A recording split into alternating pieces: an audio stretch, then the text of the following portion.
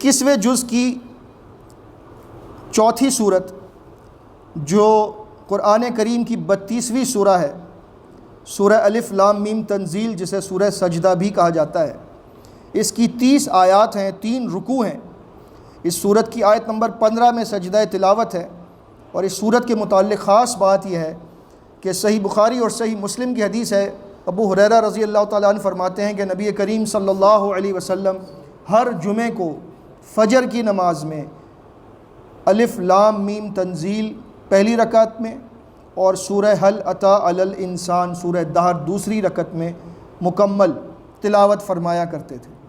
لہٰذا ہمیں بھی چاہیے کہ اپنی مساجد میں جمعے کے دن فجر کی نماز میں ان دونوں صورتوں کی تلاوت کریں، اور جب امام تلاوت کرے تو مقتدی بھی اس کا ساتھ دیں، کیونکہ یہ صورت طویل ہے، وقت تھوڑا سا زیادہ لگ جاتا ہے، تو لوگ اماموں کو کہتے ہیں کہ جی آپ پوری نہ پڑھا کریں، تھوڑی آیتیں پڑھ لیں بس بہت ہے۔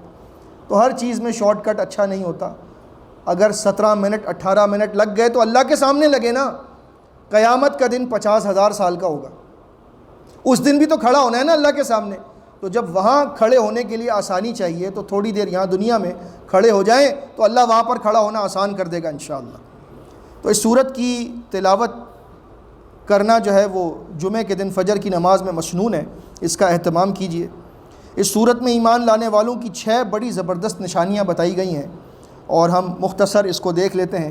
بسم اللہ الرحمن الرحیم، الف لام میم تنزیل الکتاب لا ریب فیہ من رب العالمین۔ الف لام میم، اس کتاب کا اتارا جانا جس میں کوئی شک نہیں کہ وہ رب العالمین کی طرف سے ہے۔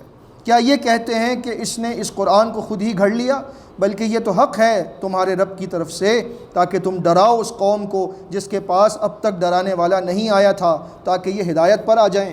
یعنی وہ اللہ جس نے آسمانوں اور زمین کو پیدا کیا اور جو کچھ ان دونوں کے درمیان ہے اس سب کو 6 دنوں میں، اور پھر وہ عرش پر مستوی ہوا، اس کے علاوہ تمہارا کوئی کارساز اور سفارشی نہیں، کیا تم اتنی نصیحت نہیں حاصل کرتے؟ وہ آسمان سے لے کر زمین تک کے تمام امور کی تدبیر خود کرتا ہے، پھر وہ کام اس کی طرف چڑھتا ہے ایک ایسے دن میں جس کی مقدار تمہارے اندازے کے مطابق 1000 سال ہے۔ وہی ہے جو پوشیدہ اور ظاہر کو جانتا ہے، زبردست ہے رحم کرنے والا۔ وہی ہے جس نے ہر چیز کو پیدا کیا اور اسے بڑا خوبصورت بنایا، اور اس نے انسان کی تخلیق کو گارے سے شروع کیا، اس کے بعد اس کی نسل کو ایک ایسے پانی سے، نطفے سے جاری کیا جس کے خلاصے میں وہ حقیر پانی ہوتا ہے۔ اس کے بعد اس کے اعضاء کو درست کیا، اس میں اپنی روح کو پھونکا، اور تمہارے لیے کان بنائے، آنکھیں بنائیں، دل بنائے، لیکن تم بہت کم شکر گزار ہو۔ اور وہ تو یہ کہتے ہیں کہ جب ہم مر گئے اور مٹی میں مل گئے تو کیا ہمیں دوبارہ پیدا کیا جائے گا؟ بلکہ وہ تو تمہارے رب کی ملاقات سے ہی کافر بن چکے ہیں۔ کہہ دو کہ جب موت کا فرشتہ تمہاری روح قبض کرنے آئے گا جو تم پر مقرر کیا گیا ہے، پھر تم لوٹائے جاؤ گے اپنے رب کی طرف۔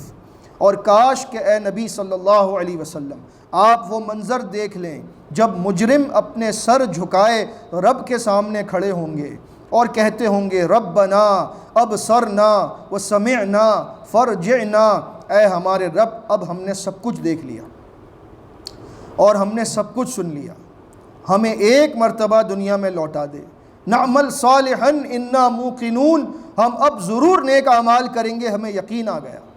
لیکن قرآن کو سن کر نہیں مانتے تھے۔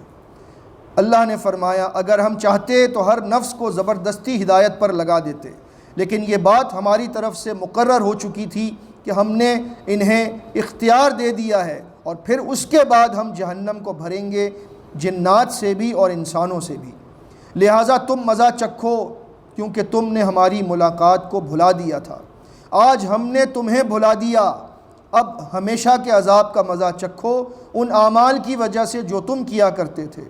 اور یہاں پر آیت نمبر 15 میں اور 16 میں وہ صفات مذکور ہیں جو نیک بندوں کی، ایمان والوں کی ہیں، اور اسی آیت پر سجدہ تلاوت ہے آیت نمبر 15 پر، انما یؤمن بآیاتنا الذین اذا ذکروا بہا، یقیناً ہماری آیات پر ایمان لانے والے تو بس وہی ہیں کہ جب انہیں ان آیات سے نصیحت کی جاتی ہے خروا سجدا تو وہ سجدے میں گر پڑتے ہیں، وَسَبَّحُوا بِحَمْدِ رَبِّهِمْ، اور اپنے رب کی تعریف کے ساتھ اس کی تسبیح بیان کرتے ہیں، وَهُمْ لَا يَسْتَكْبِرُونَ، اور وہ تکبر نہیں کرتے۔ یہ 3 صفات ہو گئیں۔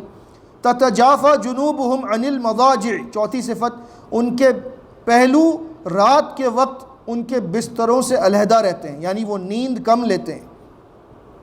يَدْعُونَ رَبَّهُمْ خَوْفًا وَطَمَعًا، اپنے رب کو پکارتے ہیں خوف اور امید کے ساتھ، 5ویں صفت۔ وَمِمَّا رَزَقْنَاهُمْ يُنْفِقُونَ، اور ہمارے دیے ہوئے رزق میں سے خرچ کرتے ہیں، 6ٹھی صفت۔ یہ 6 صفات ہیں اللہ کے نیک بندوں کی۔ اللہ ہمارے اندر یہ صفات پیدا فرما دے۔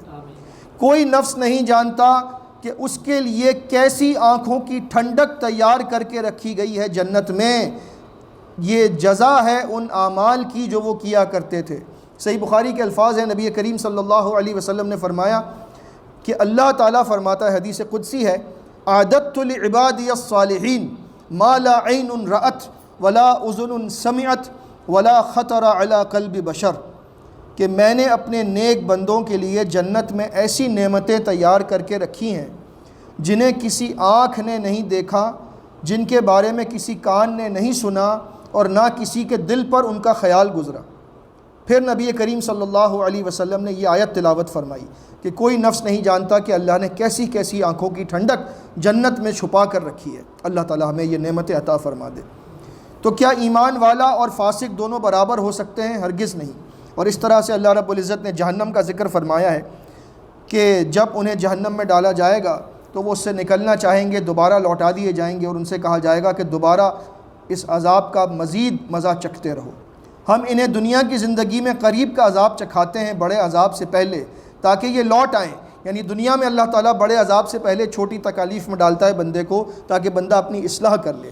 اور اسی طرح سے موسیٰ علیہ السلام کا ذکر ہے، بنی اسرائیل کا ذکر ہے، اور پھر آخر میں اللہ رب العزت نے اپنی نعمتوں کا ذکر فرمایا، خصوصاً کھیتی اور پانی، اور آخر میں فرمایا آیت نمبر 29 اور 30 میں، قُلْ يَوْمَ الْفَتْحِ لَا يَنْفَعُ الَّذِينَ كَفَرُوا إِيمَانُهُمْ وَلَا هُمْ يُنْظَرُونَ، کہہ دیجئے کہ وہ جب فیصلے کا دن آئے گا تو اس دن کافروں کو ان کا ایمان لانا فائدہ نہ دے گا، نہ انہیں مہلت دی جائے گی۔